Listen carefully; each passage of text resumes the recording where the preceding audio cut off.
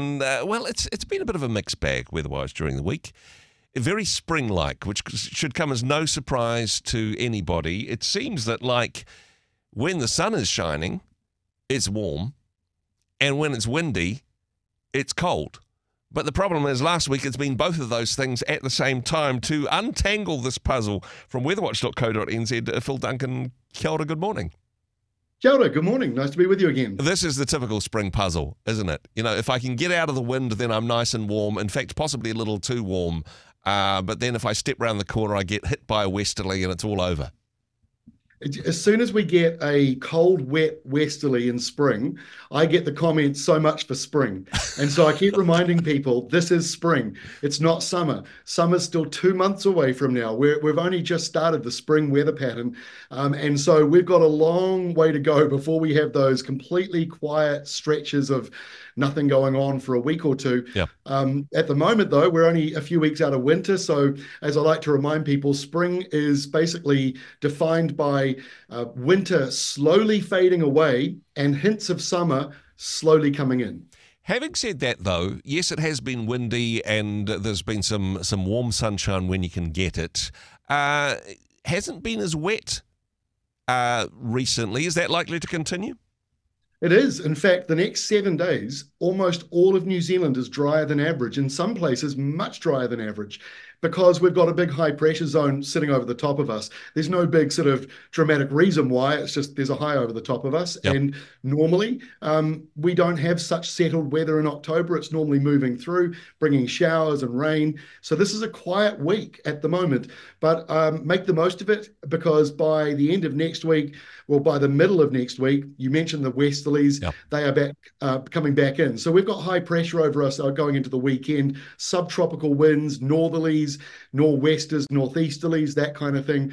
Next week, we get a brief southerly on Monday, Tuesday in the very, very south of the country. And by Wednesday, Thursday, and Friday, we're back to those westerlies and wet weather on the western side and a temperature drop for the lower part of New Zealand. So we're not done with the spring weather. Certainly, well, we've got a month or so to go, haven't we? But hey, the weather for the first part of next week probably could have done with that during the school holidays, but you can't schedule such things, of course, can you?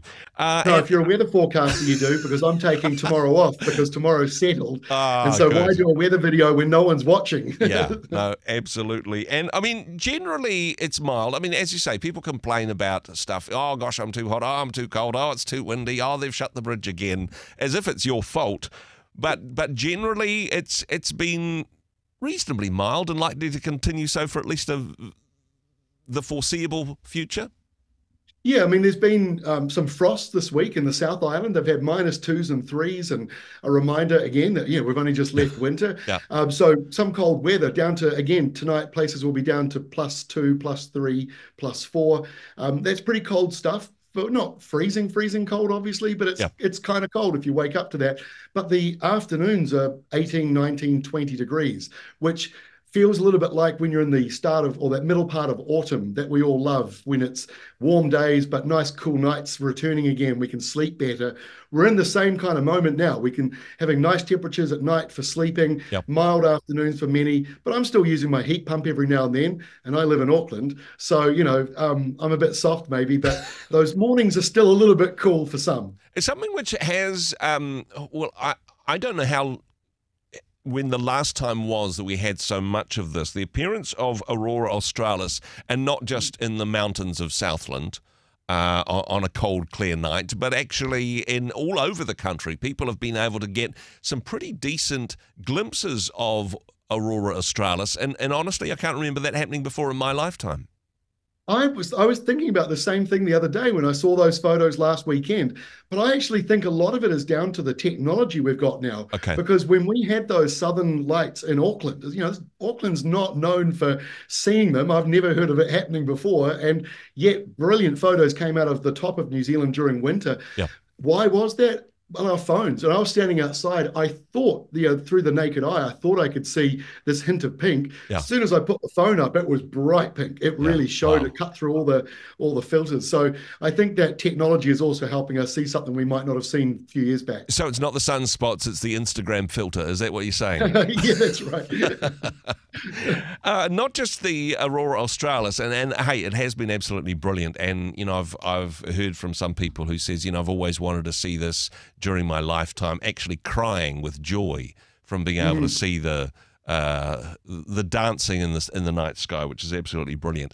Adding to this, something to look out for in the night sky, there's a comet coming our way. Now, I'm old enough to remember Halley's Comet when it last did a spin, and that was bitterly disappointing, Phil. Yes, I was a younger man then, but do you know what we can expect? Of course, what we need to see, both Aurora Australis and a comet, is not too much cloud cover, but what's the odds of that in the coming nights?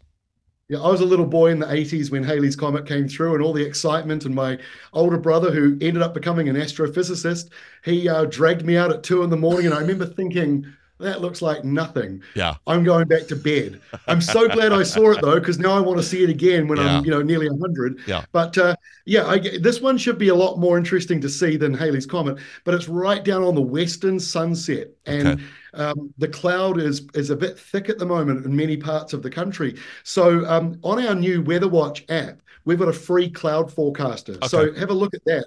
If it's sort of 50% or lower, you've got a good chance. If it's higher than 50% cloud cover, doesn't look so flash, I'm afraid. And hey, even if we do get a break in the clouds, our new phones will be able to highlight it slightly better than back in the 80s when we both last saw it.